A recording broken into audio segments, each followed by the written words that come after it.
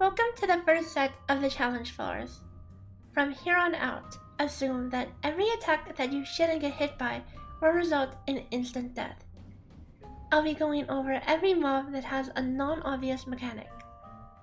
Starting on this set, bronze chests will no longer contain mimics.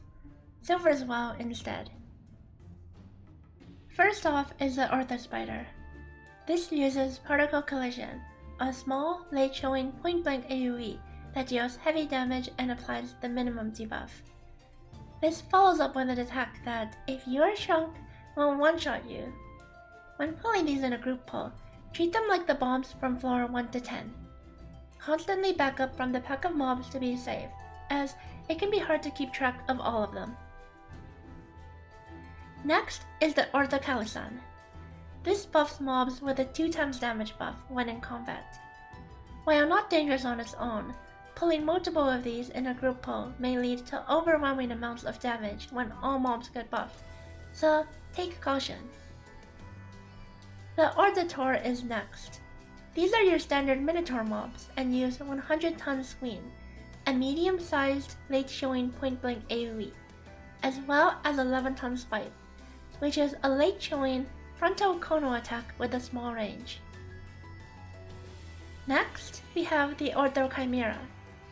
This has 2 attacks, both of which are completely untelegraphed: the Ram's Voice and Dragon's Voice. Ram's Voice will have a small point-blank AoE, and Dragon's Voice will have a large donut AoE. Typically, these 2 skills are always casted in succession, so be ready to run in or out. Lastly, we have the Orthoray. This has 2 attacks with late showing telegraphs, which can be cast in either order.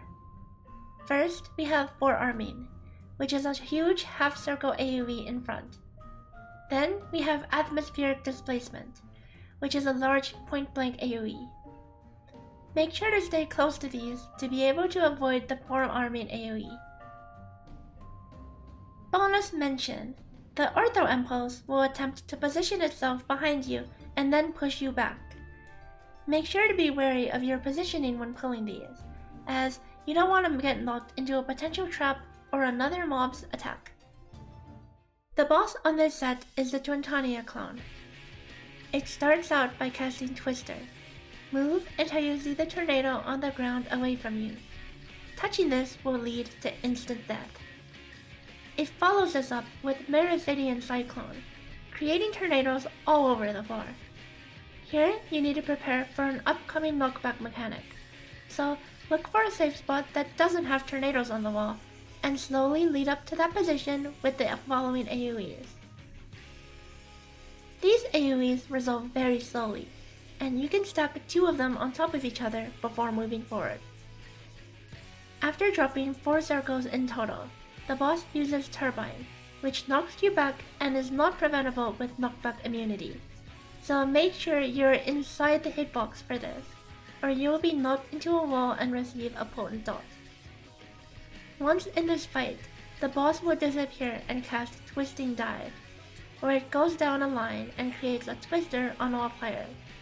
Make sure you are moving for this. After that, the rotation repeats. That's it for this set. Still with me? Let's move on to the next one then.